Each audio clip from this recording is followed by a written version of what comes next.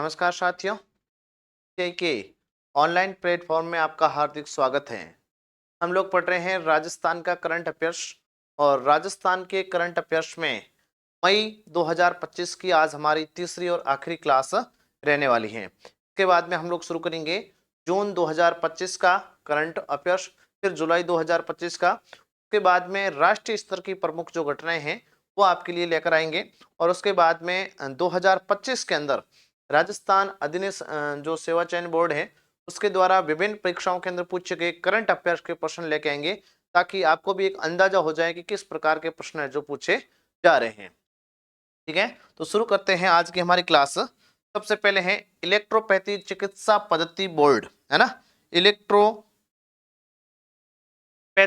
चिकित्सा पद्धति बोर्ड की अगर बात करें तो इसका हाल ही के अंदर गठन किया गया है, तो इसके संबंध में हो सकता है कि आपसे प्रश्न पूछा जाए, इसलिए हमारे को ध्यान रखना बहुत ही जरूरी है। बात अगर इसके गठन की करें तो इसका गठन 30 अप्रैल को किया जाता है। 30 अप्रैल 2025 को इलेक्ट्रोपैथी चिकित्सा बोर्ड का है जो गठन किया जाता है। लेकिन इसकी जो अधिसूचना है वो आपके 1 मई को जारी होती है। अधिसूचना जो जारी होती है वो कब जारी होती है? अधिसूचना इसकी 1 मई को जारी होती है। आपको डायरेक्ट अगर प्रश्न पूछे कि इलेक्ट्रोपैथी जो चिकित्सा पद्धति बोर्ड है इसका गठन कब किया गया है, तो इसका गठन तो आपके 30 अप्रैल को किया गया है और इसकी जो अधिसूचना है वो 1 मई को जारी हुई है। अधिसूचना कम पूछी जाती है लेकिन गठन की तारीख आपको अवश्य पूछी जाएगी। अब बात करें इसके बोर्ड के संबंध में, तो इसमें कुल एक अध्यक्ष, इस बोर्ड में क्या होगा आपके, इसमें एक तो अध्यक्ष होगा, एक अध्यक्ष प्लस इसमें 4 सदस्य होंगे। ये बात ध्यान में रखनी है, एक अध्यक्ष प्लस इस बोर्ड के अंदर 4 सदस्य जो होंगे, 4 सदस्य इसके अंदर होंगे, यह बात ध्यान रखनी है। और चिकित्सा बोर्ड से संबंधित है जो इसका गठन किया गया है, चिकित्साओं से सुविधाओं से संबंधित इलेक्ट्रोपैथी चिकित्सा बोर्ड का गठन किया गया है, जिसमें एक अध्यक्ष और 4 सदस्य होंगे। इसका गठन जो है वो 30 अप्रैल को किया जाता है। ये बात आपको अच्छे से इसके संबंध में ध्यान में रखनी है। इसके बाद में है राजस्थान राज्य अन्य पिछड़ा वर्ग आयोग। राजनीतिक प्रतिनिधित्व के लिए इस प्रकार के आयोग का गठन किया गया है। अन्य पिछड़ा वर्ग मतलब जो ओबीसी वर्ग है, ओबीसी वर्ग है, इसके लिए राज्य सरकार ने पहली बार है जो राजनीति में प्रतिनिधित्व देने के लिए, है ना, इस राजस्थान राज्य अन्य पिछड़ा वर्ग आयोग का है जो गठन किया गया है। तो सबसे पहले ये ध्यान रखना है कि राजस्थान में पहली बार इस अन्य पिछड़ा वर्ग मतलब ओबीसी आयोग, अन्य पिछड़ा वर्ग मतलब ओबीसी जो आयोग है इसका गठन किया गया है। एक बात तो ये ध्यान में रखनी है, पहली बार ओबीसी आयोग का गठन किया गया है, ओबीसी आयोग का गठन किया गया है। एक बात तो अच्छे से ये ध्यान में आप लोग रखेंगे। और इसका उद्देश्य क्या है, क्यों इसका गठन किया गया है? उद्देश्य ये है कि अभी आगे पंचायती राज और नगरीय निकायों के चुनाव होने जा रहे हैं, उसमें से ओबीसी वर्ग का जो आरक्षण है, जो इनका प्रतिनिधित्व है, वो निर्धारित करने के लिए है जो इसका गठन किया गया है। तो मोस्टली इसका जो गठन है वो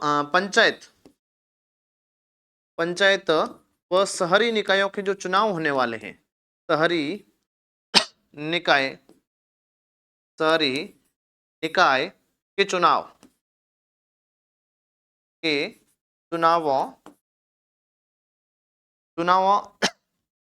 में ओबीसी आरक्षण तय करना, ये बात ध्यान में रखनी है। मतलब इसका गठन क्यों किया गया है, तो इसका प्रमुख उद्देश्य है पंचायत व शहरी राज निकाय के जो चुनाव है वो आगामी लगभग दिसंबर के अंदर आयोजित होने वाले हैं। तो उन चुनावों में ओबीसी जो वर्ग है, अन्य पिछड़ा जो वर्ग है, इस वर्ग का इनके अंदर जो आरक्षण है वो निर्धारित करने के लिए इस आयोग का गठन है जो किया गया है। साथ ही साथ में इस आयोग के 27 मई को, है ना, 27 मई 2025 को इस आयोग का एक अध्यक्ष और 4 सदस्य जो बनाए गए हैं। एक अध्यक्ष और 4 सदस्य कब बनाए गए हैं? 27 मई को इसका एक अध्यक्ष घोषित किया गया है और अध्यक्ष के साथ में इसके प्लस 4 सदस्य हैं जो आपके घोषित किए गए हैं। 4 सदस्य इसमें बनाए गए हैं। अब अध्यक्ष किसे बनाए गए हैं? तो इसका जो अध्यक्ष है वो मदन लाल को बनाए गए हैं। अध्यक्ष मदन लाल ये सोजत के हैं, सोजत सोजत हैं आपके पाली में, जहाँ की मेहंदी बहुत प्रसिद्ध है, और वहीं के मदन लाल है जिनको राजस्थान राज्य अन्य पिछड़ा वर्ग का अध्यक्ष बनाया है। इस आयोग का क्या बनाया है? अध्यक्ष बनाया है। तो ये बातें आपको इस आयोग के संबंध में है जो ध्यान में रखनी है। ठीक है, इसके बाद में है फेडरेशन कप कबड्डी प्रतियोगिता। फेडरेशन कप कबड्डी प्रतियोगिता 2025। सबसे पहले हम लोग बात करेंगे इस फेडरेशन कप के आयोजन के संबंध में बात करेंगे। इसका जो आयोजन है वह तो होता है आपके 1 से 4 मई को, 1 से 4 मई 2025 को अमरावती के अंदर, है ना, अमरावती के अंदर होता है। और ये जो अमरावती है ये महाराष्ट्र के अंदर है। देखो, एक अमरावती अलंग है ना, एक अमरावती अलंग है जो आपके आंध्र प्रदेश की राजधानी है, लेकिन ये जो अमरावती है ये अमरावती स्थान का है, महाराष्ट्र के अंदर है। सबसे पहले ये ध्यान रखना है कि अमरावती महाराष्ट्र के अंदर इसका आयोजन किया जाता है 1 से 4 मई को। हमारे को जो सबसे महत्वपूर्ण बात ध्यान रखनी है वो हमारे राजस्थान की रखनी है कि राजस्थान ने इस फेडरेशन कबड्डी कप के अंदर कैसा प्रदर्शन किया है, राजस्थान का क्या प्रदर्शन रहा है, ये बात आपको अच्छे से मालूम होनी चाहिए। तो राजस्थान ने इसमें रजत पदक जीता है ना। राजस्थान ने इस फेडरेशन कबड्डी जो कप है, प्रतियोगिता है, इसमें रजत पदक जीता है। फाइनल में राजस्थान की टीम किससे हार जाती है? रेलवे की टीम से हार जाती है। रेलवे की टीम से हार कर रजत पदक जीतती है। पहले हमने बीच गेम्स पढ़े थे, उसमें भी राजस्थान की टीम ने रजत पदक जीता था, फाइनल में हरियाणा से हार गए। तो मैंने कहा राजस्थान की जो कबड्डी टीम है वो अच्छी टीम है, लगातार है, जो अच्छा प्रदर्शन कर रही है। ठीक है, इसके बाद में नेक्स्ट है राज्य स्तरीय वुशु प्रतियोगिता। राज्य स्तरीय वुशु प्रतियोगिता, वुशु खेल राजस्थान के लिए वेरी इंपॉर्टेंट खेल है, और कहीं ना कहीं इसका प्रश्न किसी एग्जाम के अंदर आपसे पूछा जाता है, क्योंकि वुशु खेल में राजस्थान अच्छा प्रदर्शन भी कर रहा है, और ये आपकी राज्य स्तरीय प्रतियोगिता है। सबसे पहले तो हम लोग बात करेंगे इसके आयोजन की, का आयोजन कब और कहाँ होता है, इसके संबंध में हम लोग बात करेंगे। तो इसका जो आयोजन है वो मई के अंदर होता है, मई 2025 में इसका जो आयोजन है वो राजस्थान के बीकानेर जिले में किया जाता है। राजस्थान के बीकानेर जिले में इसका आयोजन किया जाता है। एक बात तो अच्छे से ये ध्यान में रखनी है कि राज्य स्तरीय इस वुशु जो प्रतियोगिता है इसका आयोजन कहाँ किया गया, डायरेक्ट वन लाइनर पूछे तो बीकानेर। दूसरी चीज आपसे पूछी जा सकती है इसका संस्करण, कि कौन सा संस्करण है जो हाल ही में इसका आयोजित किया गया है। तो इसका जो संस्करण आयोजित हुआ है वो आपके 19वां है, 19वां संस्करण है जो इसका आयोजित किया गया है। डायरेक्ट ये भी पूछा जा सकता है 19वीं राज्य स्तरीय वुशु प्रतियोगिता का आयोजन कहाँ किया गया, या 19वीं राज्य स्तरीय वुशु प्रतियोगिता में ओवरऑल खिताब या पहले नंबर पर कौन सा जिला रहा है, तो जयपुर जिला रहा है। डायरेक्ट ऐसी चीज आपसे जा सकती है, किसका सर्वश्रेष्ठ प्रदर्शन रहा है, कहाँ इसका आयोजन हुआ है, ये सारी बातें आपको अच्छे से ध्यान में रखनी है। 19वां इसका संस्करण था, बीकानेर के अंदर है जो इसका आयोजन होता है। अब हम अगर बात करें पदक तालिका के अंदर या ओवरऑल राजस्थान में जो प्रथम स्थान पर रहा है, प्रथम स्थान, एक तो ये ध्यान में रखना है प्रथम स्थान हमेशा पूछा जाता है, इसलिए प्रथम स्थान को आप अच्छे से ध्यान में रखेंगे। और प्रथम स्थान पर जो जिला रहा है वो जयपुर रहा है। जयपुर जिला ओवरऑल चैंपियन रहा है। जयपुर जिले ने कुल 14 स्वर्ण पदक जीते हैं, कुल 14 स्वर्ण पदक जीते हैं, और 126 अंक के साथ 126 अंक के साथ ओवरऑल चैंपियन रहा है। इस वुशु प्रतियोगिता के अंदर पहले स्थान पे राजस्थान में रहा है। अगर दूसरे स्थान की बात करें हम लोग, अगर दूसरे स्थान की बात करें, द्वितीय जो स्थान है, द्वितीय स्थान पर रहा है आपके जोधपुर जिला। जोधपुर जिला इस राज्य स्तरीय वुशु प्रतियोगिता के अंदर दूसरे स्थान पर रहा है। एक तो ये भी ध्यान में रखना, जोधपुर का जिला है जो इसमें दूसरी पोजीशन पर रहा है। ठीक है, अब और अगर बात करें तो इसमें एक तो है आपके सर्वश्रेष्ठ बॉयज खिलाड़ी, सर्वश्रेष्ठ बॉयज खिलाड़ी, सर्वश्रेष्ठ जो लड़का था वो कौन सा था, तो सर्वश्रेष्ठ जो बॉयज प्लेयर है, सर्वश्रेष्ठ बॉय जो बॉयज खिलाड़ी, सर्वश्रेष्ठ बॉयज खिलाड़ी, ये रहा है आपके विक्की नाम का एक खिलाड़ी है जो आपके सर्वश्रेष्ठ बॉयज खिलाड़ी रहा है। सर्वश्रेष्ठ बॉयज खिलाड़ी के रूप में विक्की रहा है जो हनुमानगढ़ का है, हनुमानगढ़ का विक्की, विक्की नाम का खिलाड़ी है जो कहाँ है, हनुमानगढ़ जिले का है। ये बात ध्यान रखनी। सर्वश्रेष्ठ इसमें जो प्रदर्शन रहा है, सर्वश्रेष्ठ अगर खिलाड़ी की बात करें बॉयज में या पुरुष वर्ग के अंदर, तो कौन रहा है आपके, विक्की नाम का खिलाड़ी रहा है। अगर सर्वश्रेष्ठ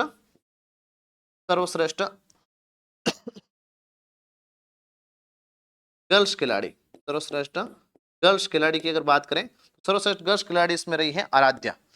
सर्वश्रेष्ठ गर्ल्स गर्ल्स खिलाड़ी आराध्या, ये आराध्या है जालोर जिले की, जालोर जिले की ना, जालोर जिले की आराध्य जो है जिसमें सर्वश्रेष्ठ गर्ल्स खिलाड़ी रही है।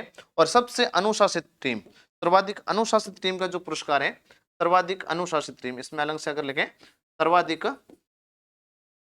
अनुशासित टीम का जो पुरस्कार है, अनुशासित टीम, वो पुरस्कार रहा है मेजबान बीकानेर को। सर्वश्रेष्ठ अनुशासित टीम का जो पुरस्कार दिया गया है वो बीकानेर को दिया गया है। बीकानेर की टीम का अनुशासन है जो सबसे अच्छा रहा है, क्योंकि आयोजनकर्ता भी बीकानेर है, तो बीकानेर की टीम है जो सबसे अच्छा अनुशासन रखेगी। सिंपल सी बात है, वो आयोजन करता है, मेहमान है, और मेहमानों का हमेशा कद बड़ा होता है, नहीं मेजबान है सॉरी, और मेजबानों को तो मेहमानों का अच्छे से ख्याल रखना पड़ता है। इसलिए अनुशासित टीम का जो अवार्ड जीता है इस 19वीं राज्य स्तरीय वुशु प्रतियोगिता में, वो आपके बीकानेर की टीम ने जीता है। ये बात आपको ध्यान में रखनी है।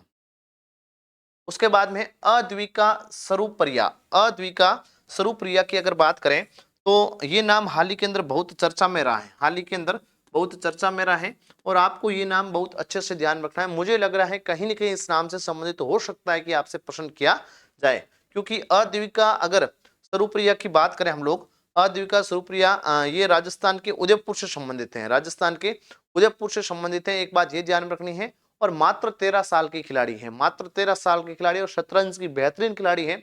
विश्व स्तर पर जो एशियन टूर्नामेंट होते हैं इसमें इन्होंने शतरंज के अंदर राजस्थान का नाम ऊंचा किया है। 2 पदक जीते हैं, रजत और कांस्य पदक इन्होंने जीते हैं। तो किसमें जीते हैं? एशियन यूथ जो शतरंज चैंपियनशिप है, एशियन यूथ शतरंज चैंपियनशिप, शतरंज चैंपियनशिप, ये जो चैंपियनशिप आयोजित हुई है, इस चैंपियनशिप में उदयपुर की है, ये कहाँ की है? उदयपुर की, उदयपुर की अद्विका, अद्विका ने रजत और कांस्य पदक जीता है, रजत व कांस्य पदक जीता है। ये बात अच्छे से आप लोग नोट कर लेना, रजत व कांस्य पदक है जो जीता है, कांस्य पदक जीता है। इसकी अगर बात करें तो ये मात्र 13 वर्ष की है। कितने वर्ष की है? 13 वर्ष की है, उदयपुर जिले से संबंधित है। तो ये नाम अच्छे से आपको मालूम होना चाहिए। एशियन यूथ जो शतरंज चैंपियनशिप है, इसके अंदर इन्होंने क्या जीता है? रजत पदक जीता है। ठीक है, अगला है रितिका खाटा। रितिका खाटा की अगर बात करें तो इन्होंने हाल ही के अंदर एक नया रिकॉर्ड बनाया है। राज्य स्तरीय जो तैराकी की प्रतियोगिता हुई है, इसमें सबसे कम समय के अंदर है जो इन्होंने 200 मीटर के जो तैराकी की इवेंट है उसको इन्होंने पार किया है। इसलिए रितिका खाटा का नाम आपको ध्यान में रखना है। क्यों चर्चा में रहा है? क्योंकि 25 से 27 मई 25 से 27 मई 2025, 25 से 27 मई 2025 को 2025 को जयपुर में, जयपुर में आयोजित, जयपुर में आयोजित 74वीं राज्य स्तरीय, 74वीं राज्य स्तरीय, 74वीं राज्य स्तरीय तैराकी, 74वीं राज्य स्तरीय तैराकी चैंपियनशिप में, चैंपियनशिप में, चैंपियनशिप में 200 मीटर, 200 मीटर बेस्ट स्ट्रोक है ना, 200 मीटर बेस्ट स्ट्रोक के अंदर, 200 मीटर बेस्ट स्ट्रोक के अंदर इन्होंने केवल 2 मिनट 58 सेकेंड है ना, 2 मिनट 58 सेकेंड और 0.33 अपन कर सकते हैं, 0.33 मिनट में, 0.33 मिनट में इन्होंने क्या किया है? नया रिकॉर्ड बनाया है। 0.33 मिनट का नया रिकॉर्ड बनाया है, नया रिकॉर्ड बनाया है, नया रिकॉर्ड बनाया है।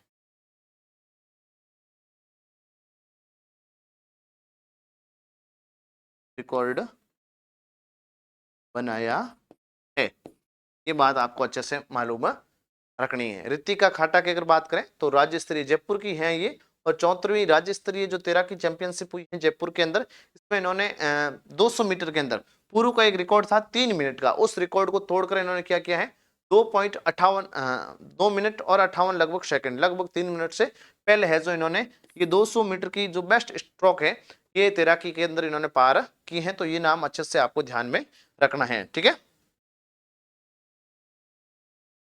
इसके बाद में है elites smart governance excellence award 2025। नाम अच्छे से ध्यान रखना है, ऐसे अजीब नाम आते हैं, वन लाइनर के अंदर आते हैं और डायरेक्ट पूछा जाता है कि जो किसने है जीता है किसने नहीं जीता है। तो elites smart governance excellence award है, इसके बारे में हम लोग बात कर रहे हैं। और ये जो अवार्ड है ये मई 2025 में दिया गया है। मई 2025 में राजस्थान जो मेडिकल सर्विसेज कॉर्पोरेशन लिमिटेड है, राजस्थान मेडिकल सर्विसेज जो कॉर्पोरेशन लिमिटेड है, उनको है जो ये पुरस्कार दिया गए हैं, उनको ये पुरस्कार दिया गया है। तो सीधा सिंपल आप लोग नोट कर लेंगे कि मई 2025 में, मई 2025 में Rajasthan medical services, Rajasthan medical services है ना, Rajasthan medical services corporation limited है ना, कॉर्पोरेशन लिमिटेड, कॉर्पोरेशन लिमिटेड जो है जिसको RMCL बोलते हैं शॉर्ट के अंदर, RMCL, इसको क्या दिया गया है वो elites smart governance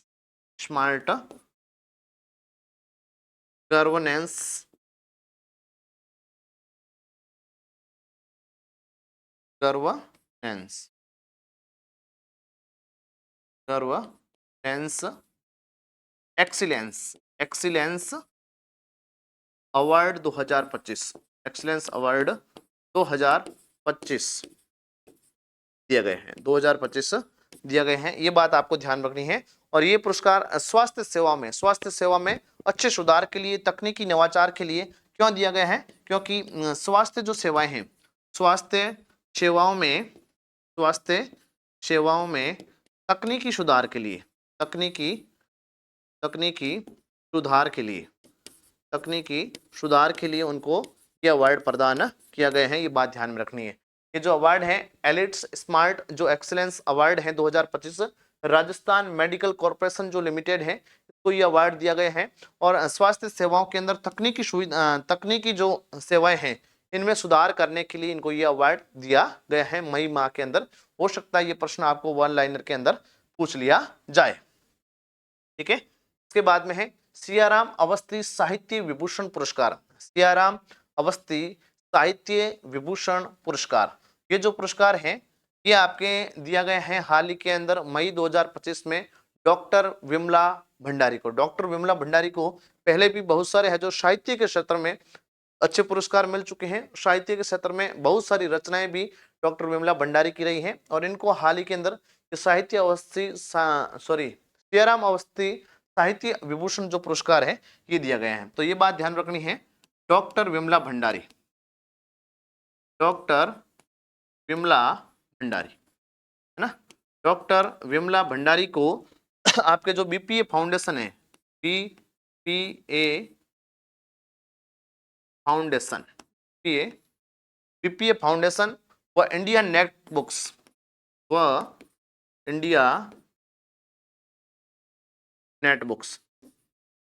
doctor Vimla Bhandari को BPA फाउंडेशन व इंडिया नेटबुक्स द्वारा दिल्ली के अंदर, कहाँ दिया गया ये, द्वारा दिल्ली में ये सियाराम अवस्थी जो पुरस्कार है दिया गया है, सियाराम अवस्थी पुरस्कार, सियाराम अवस्थी साहित्य विभूषण पुरस्कार दिया गया है, साहित्य विभूषण पुरस्कार दिया।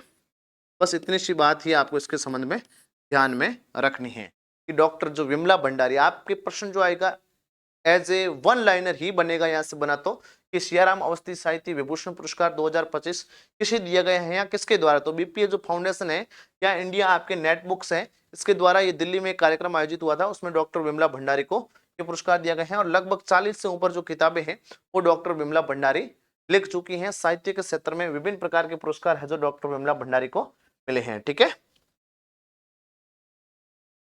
अगला है फतेह सिंह राठौड़ की स्मृति में वन्य जीव संरक्षण पुरस्कार। वन्य जीव संरक्षण पुरस्कार है और श्री फतेह सिंह जो राठौड़ है इनकी स्मृति में ये पुरस्कार है जो प्रदान किया जाता है। और किसके द्वारा दिया जाता है, तो एक टाइगर वॉच है, टाइगर वॉच कंपनी है, टाइगर वॉच, टाइगर जो वॉच है इस टाइगर वॉच संस्था के द्वारा, टाइगर वॉच संस्था द्वारा doctor Kamlesh Sharma, doctor Kamlesh Sharma, doctor Kamlesh जो शर्मा है इनको ये पुरस्कार दिया है। तो एक बात अच्छे से ये ध्यान रखनी है कि पुरस्कार किसके द्वारा दिया गया है, टाइगर वॉच संस्था है इसके द्वारा दिया गया है। और जो डॉक्टर कमलेश शर्मा है इनको फतेह सिंह राठौड़ की स्मृति में ये पुरस्कार दिया गया है। और डॉक्टर कमलेश शर्मा की अगर बात करें तो पीपल एंड नेचर सर्विसेज 2 इस श्रेणी के अंदर दिए गए। श्रेणी कौन सी है, अगर श्रेणी की बात करें किस श्रेणी में ये पुरस्कार दिए गए हैं, तो श्रेणी है people and nature, people and nature, people and nature services, people and nature services to wild life, wild life इस श्रेणी के अंदर है जो ये पुरस्कार दिया गया है। बात अच्छे से ध्यान रखनी है, टाइगर वॉच कंपनी के द्वारा किस श्रेणी में दिया गया है, तो people and nature, people and जो नेचर आपके सर्विसेज वाइल्ड लाइफ श्रेणी है इस श्रेणी के अंदर ये पुरस्कार दिया गया है। किस संस्था के द्वारा, टाइगर वॉच संस्था के द्वारा ये पुरस्कार है जो प्रदान किया गया है। फतेह सिंह राठौड़ की स्मृति में वन्य जीव संरक्षण पुरस्कार आपसे डायरेक्ट पूछा जा सकता है। मोस्टली आपको डॉक्टर कमलेश शर्मा का नाम अच्छे से ध्यान में होना चाहिए। संस्था अगर ध्यान रखते हैं तो टाइगर वॉच है ये संस्था है और श्रेणी है people and nature services to wild life, services to wild life श्रेणी के अंदर ये पुरस्कार दिया गया है। ओके, इसके बाद में नेक्स्ट है अंतरराष्ट्रीय मातृ दिवस कार्यक्रम। सबसे पहले तो आपको अगर मालूम हो कि अंतरराष्ट्रीय जो मातृ दिवस है वो कब मनाया जाता है, तो अंतरराष्ट्रीय जो मातृ दिवस है वो 11 मई को मनाया जाता है। और इसी 11 मई को राज्य स्तरीय कार्यक्रम का आयोजन भी राजस्थान के अंदर किया गया था, इसलिए ये बात अच्छे से ध्यान में रखनी है। सबसे पहले हम लोग बात करेंगे इसके आयोजन की, इसका जो आयोजन है वो कब हुआ है। आयोजन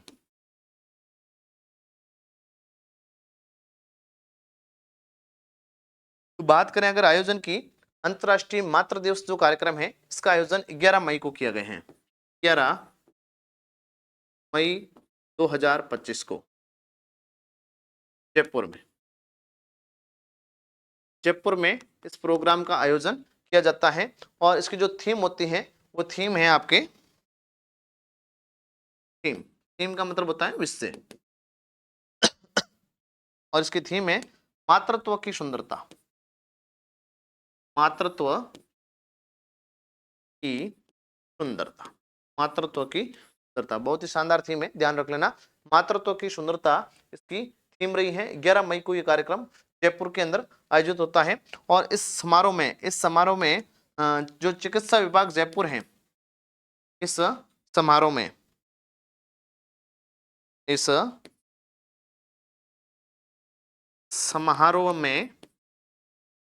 चिकित्सा विभाग जयपुर द्वारा, चिकित्सा विभाग जयपुर द्वारा माताओं को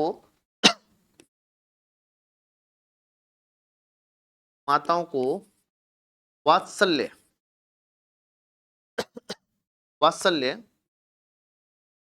कवच प्रदान किए, वात्सल्य कवच प्रदान किए। ये बात भी शॉर्ट में साथ में ध्यान में रख लेना। हो सकता है कभी किसी वन लाइनर में आपसे पूछ भी ले, इस समारोह के अंदर जो चिकित्सा विभाग जयपुर है उसके द्वारा वात्सल्य कवच है जो माताओं को भेंट किए गए थे। और इसी दिन एक सुआ दाइमा है अजमेर के रूपनगढ़ एरिया की है, उसको उप मुख्यमंत्री दिया कुमारी जी ने सम्मानित भी किया था। सुआ दाइमा, अगर नोट करना है तो साथ में भले ही कर लें। सुआ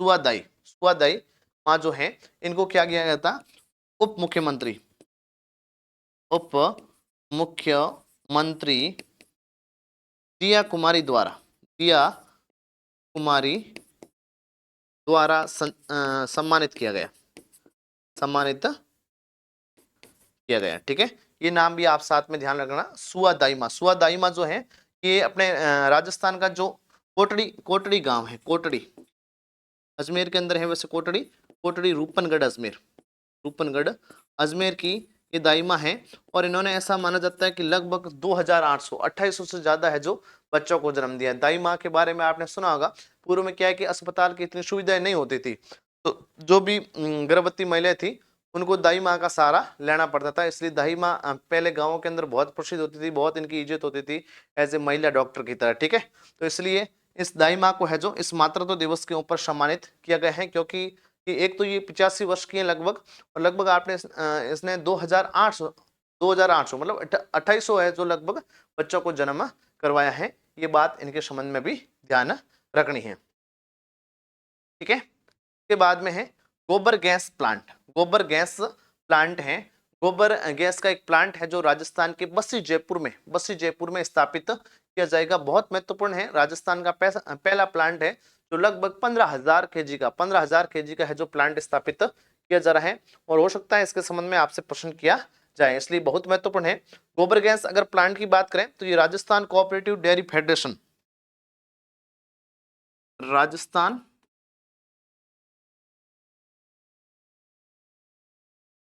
cooperation dairy federation, dairy federation के द्वारा, आरसीडीएफ के द्वारा बस्सी जयपुर, बस्सी जयपुर में स्थापित किया जाएगा। ठीक है, एक बात तो सबसे पहले ये ध्यान में रखनी है कि इसकी स्थापना कहाँ होगी, है ना, स्थापित किया जाएगा।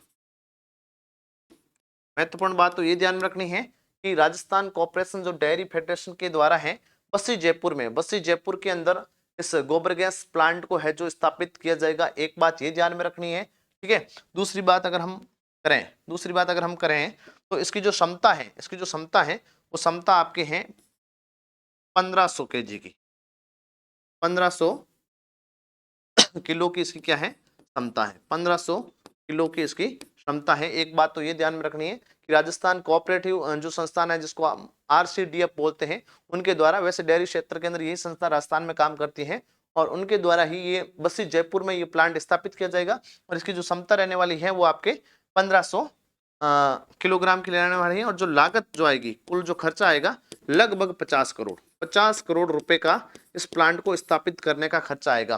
और ऐसा माना जाता है कि लगभग 100 टन जो गोबर है, लगभग 100 टन जो गोबर है, कितना, लगभग 100 टन जो गोबर है, ये गोबर पड़ोसी जो गांव है उन गांवों से खरीदा जाएगा, उन गांवों से खरीद कर है जो इस प्रकार के प्लांट की स्थापना की जाएगी। तो इसका उद्देश्य क्या है, क्यों ऐसे प्लांट स्थापित किए जा रहे हैं, तो एक उद्देश्य इसका आप भले नोट कर लेना। इसका जो उद्देश्य है, उद्देश्य एक तो पर्यावरण संरक्षण का हो गया कि गोबर को हम ऐसे ही बखेर नहीं सकते, डाल नहीं सकते, या इसका जो धुएं की वजह से प्रदूषण नहीं हो, तो इसलिए इसका जो प्रमुख उद्देश्य पर्यावरण संरक्षण का तो है ही, साथ में जो किसान व दुग्ध उत्पादक हैं, उनकी आय में वृद्धि करना, किसान व दुग्ध उत्पादकों की आय में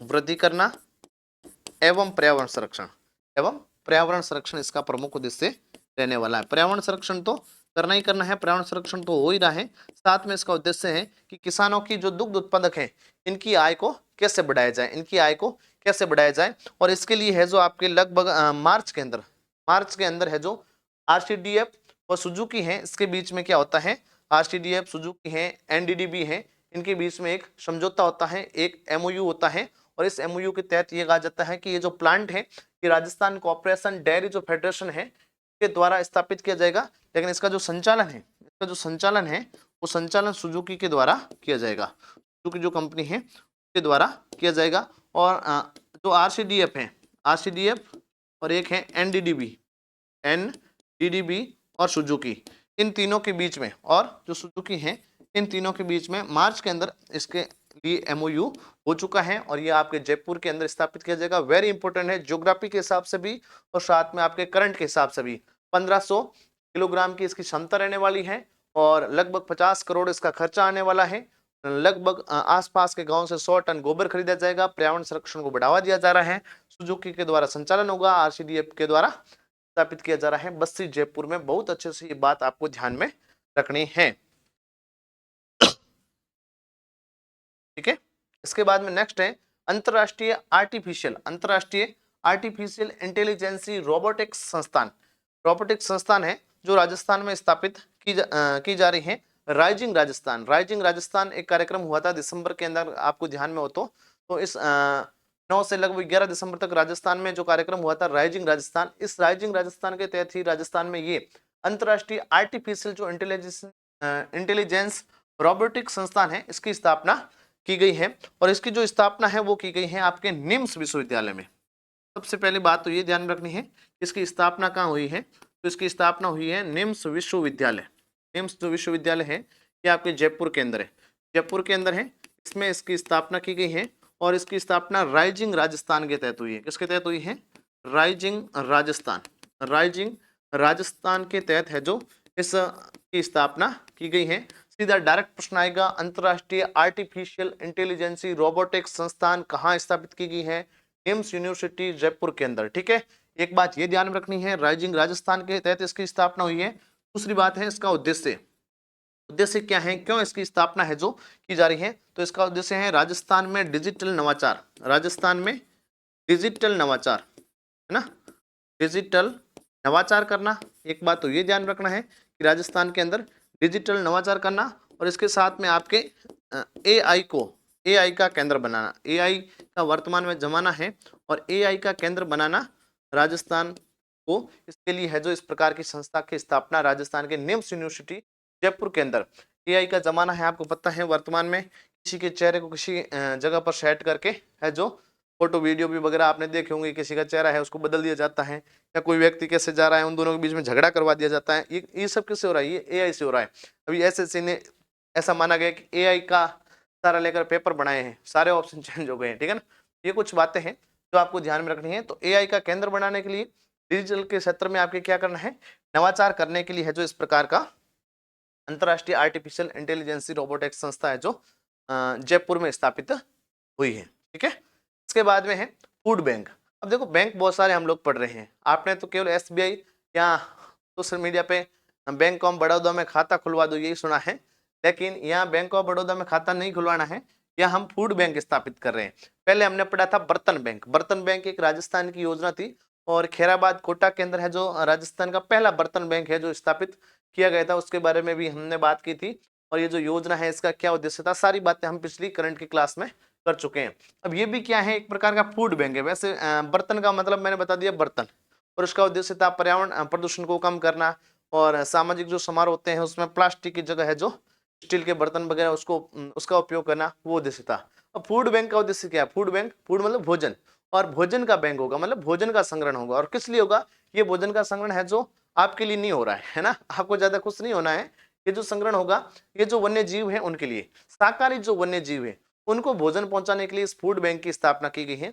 तो ये राजस्थान का जो फूड बैंक है ये राजस्थान के कोटा जिले में स्थापित हुआ है। सबसे पहले तो ये ध्यान रखनी है इसकी स्थापना कहाँ की गई है, इसकी स्थापना राजस्थान के कोटा जिले में स्थापित की गई है।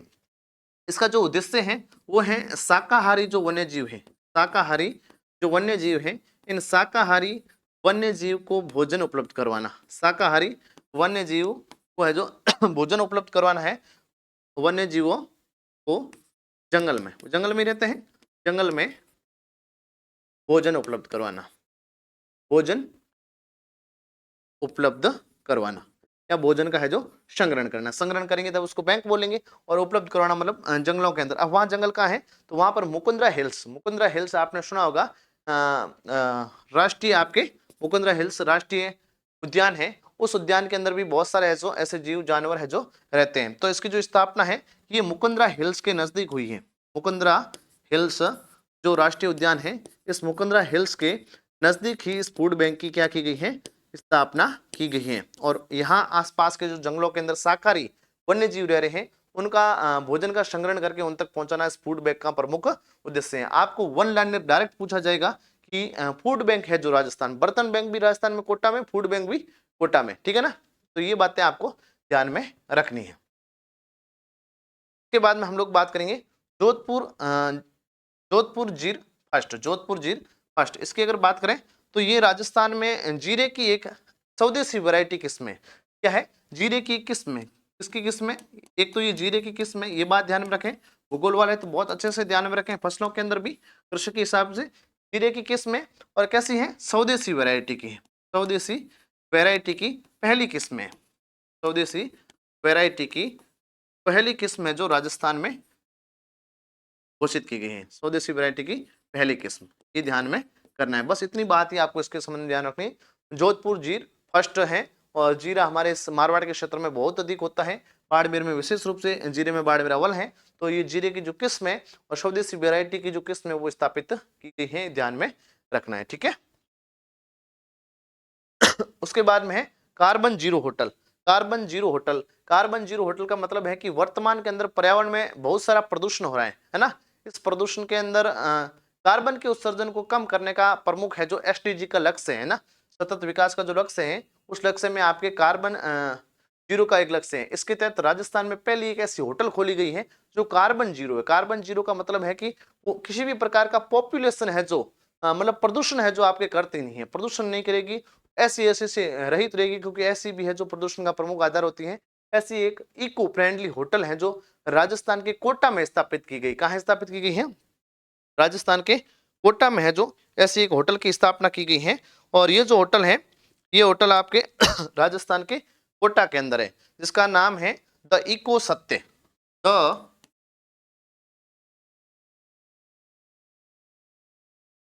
द इको सत्य। और ये जो इको सत्य होटल है ये राजस्थान के कोटा में है। राजस्थान के कोटा के अंदर इस होटल की स्थापना की गई है। लगभग इसमें 60 से अधिक 63 रूम है। इसके अंदर 63 टोटल कमरे हैं, 63 63 इसमें क्या है, रूम्स है। और इन कमरों के अंदर ऐसे इको फ्रेंडली इन कमरों को बनाया गया है जिससे है कि कार्बन का उत्सर्जन है जो जीरो हो, कार्बन का उत्सर्जन बहुत कम हो, पर्यावरण की हितैषी है। इसका उद्देश्य क्या है कि पर्यावरण प्रदूषण को बहुत कम करना, जीरो पे लाना है ना, कार्बन उत्सर्जन बिल्कुल कम करना। ऐसी एक होटल राजस्थान के कोटा में स्थापित की गई है। बहुत अच्छे से ध्यान में रखें, इसके बारे में आपसे पूछा जा सकता है। इसके बाद में है सुनारी सिंध। सुनारी सिंध ये पुणे के अंदर आपके कार्यक्रम आयोजित हुआ था ठाणे मुंबई में। ठाणे मुंबई में 1 मई को कार्यक्रम स्थापित हुआ था। कहाँ आयोजन हुआ है देख लो आप, ठाणे के अंदर हुआ है, ठाणे मुंबई के अंदर है। बस छोटी सी बात है आपको इसके संबंध में ध्यान रखनी है। और ये जो कार्यक्रम होता है आपके मुंबई महाराष्ट्र 1 मई को आयोजित होता है। ये कार्यक्रम 1 मई 2025 को आयोजित होता है। आपको इसलिए ध्यान रखना है कि राजस्थान के विधानसभा अध्यक्ष, राजस्थान के जो विधानसभा अध्यक्ष हैं कौन है भाई, वासुदेव देवनानी। विधानसभा अध्यक्ष क्या है, इसमें भाग लेते हैं। विधानसभा अध्यक्ष इसमें भाग लेते हैं, और विधानसभा अध्यक्ष कौन है, तो वासुदेव देवनानी है जो क्या करते हैं, भाग लेते हैं। ये बात आपको ध्यान में रखनी है, ठीक है। उसके बाद नेक्स्ट है आपके Cannes film festival. Cannes film festival एक अंतर्राष्ट्रीय फिल्म फेस्टिवल है, ये ध्यान रखना है। और मई के अंदर 10 दिवसीय इस फिल्म फेस्टिवल का है जो हाल ही के अंदर आयोजित हुआ है। और भारत का जो प्रतिनिधित्व है वो अविनाश त्रिपाठी ने किया। किसने किया है, अविनाश त्रिपाठी ने। इसमें भारत का जो प्रतिनिधित्व है, भारत का प्रतिनिधित्व जो है, जो प्रतिनिधि वो रहे हैं आपके अविनाश त्रिपाठी।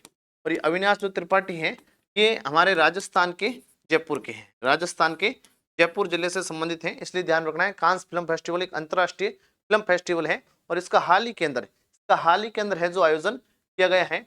और मई के अंदर 10 दिवसीय कार्यक्रम था जिसमें भारत का जो प्रतिनिधित्व है वो आपके क्या है, अविनाश त्रिपाठी ने किया है। ये आपको ध्यान में रखना है, ठीक है। उसके बाद में है मिशन हरियाणा राजस्थान। मिशन हरियाणा राजस्थान वर्तमान में राजस्थान के अंदर बहुत चर्चा में चल रहा है। मिशन हरियाणा राजस्थान, इसके तहत राजस्थान में अधिक से अधिक है जो वृक्षारोपण करने का लक्ष्य है जो राज्य सरकार के द्वारा रखा गया है, इसलिए थोड़ा सा आप इसको ध्यान रखेंगे। मिशन हरियाणा राजस्थान के अंदर राजस्थान में लगभग 17+ विभाग है। 17+ जो विभाग है, इन विभागों के द्वारा लगभग 7 करोड़ है जो पौधे लगाए जाएंगे। क्या लगाए जाएंगे? पौधे लगाने का क्या रखा गया है? लक्ष्य रखा गया है। लक्ष्य रखा गया है ना। पौधा लगाने का जो लक्ष्य है वो रखा गया है, ये बात आपको अच्छे से ध्यान रखनी है। मिशन हरियाणा और राजस्थान है, 17 विभाग इसमें सहयोग करेंगे। इसमें शिक्षा विभाग है, चिकित्सा विभाग है, बहुत सारे ऐसे विभाग हैं जो मिलकर क्या करेंगे? राजस्थान में पौधारोपण करेंगे। और पौधारोपण का जो लक्ष्य रखा गया है वो लगभग 7 करोड़ पौधे हैं जो राजस्थान में इस मिशन हरियाणा राजस्थान के तहत लगाने का लक्ष्य रखा गया है। ये छोटी सी बात केवल ध्यान में रखनी है, ठीक है। इसके बाद में अगर हम लोग बात करें बाल विवाह मुक्त राजस्थान अभियान, बाल विवाह मुक्त राजस्थान जो अभियान है ये हाल ही के अंदर मई 2025 में राजस्थान की जो उप मुख्यमंत्री हैं, राजस्थान की उप मुख्यमंत्री प्रिया कुमारी के द्वारा प्रारंभ किया गया है। एक बात तो ये ध्यान में रखना है, प्रिया कुमारी के द्वारा प्रारंभ किया गया है, ठीक है। एक बात आप अच्छे से ये ध्यान रखेंगे कि मई के अंदर हमारे राजस्थान में क्या होता है कि बाल विवाह बहुत अधिक होते हैं। और मोस्टली जो बाल विवाह होते हैं वो अक्षय तृतीया, आखा तीज जो होती है, इस पर बहुत ज्यादा बाल विवाह, अबूझ सावा बोला जाता है अक्षय तृतीया को। बहुत सारे है जो बाल विवाह राजस्थान के अंदर होते हैं। इन बाल विवाह को रोकने के लिए राजस्थान में मई 2025 के अंदर राजस्थान की जो मुख्यमंत्री हैं प्रिया कुमारी, इन्होंने इस अभियान की शुरुआत, इसकी थीम और इसका सॉन्ग जारी करके किया है कि राजस्थान को बाल विवाह से मुक्त बनाना है। और राजस्थान को बाल विवाह मुक्त बनाने का ये अभियान है जो प्रारंभ किया है 2030 तक। एक बात मोस्टली आप लिख देना स्टार करके, 2030 तक राजस्थान को बाल विवाह मुक्त करने का लक्ष्य रखा गया है। राजस्थान को बाल विवाह मुक्त करने का लक्ष्य रखा गया है। मतलब 2030 तक राजस्थान किसी भी प्रकार का है जो बाल विवाह राजस्थान में नहीं होगा। 2030 तक का ये लक्ष्य रखा गया है कि 2030 तक राजस्थान बाल विवाह मुक्त का लक्ष्य रखा गया है,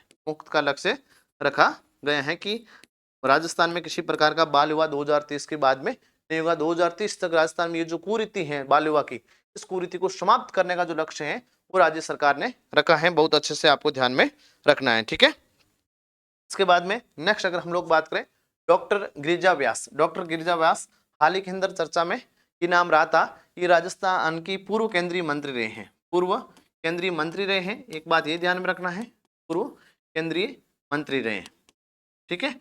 और दूसरी बात, ये राजस्थान के उदयपुर जिले से संबंधित है।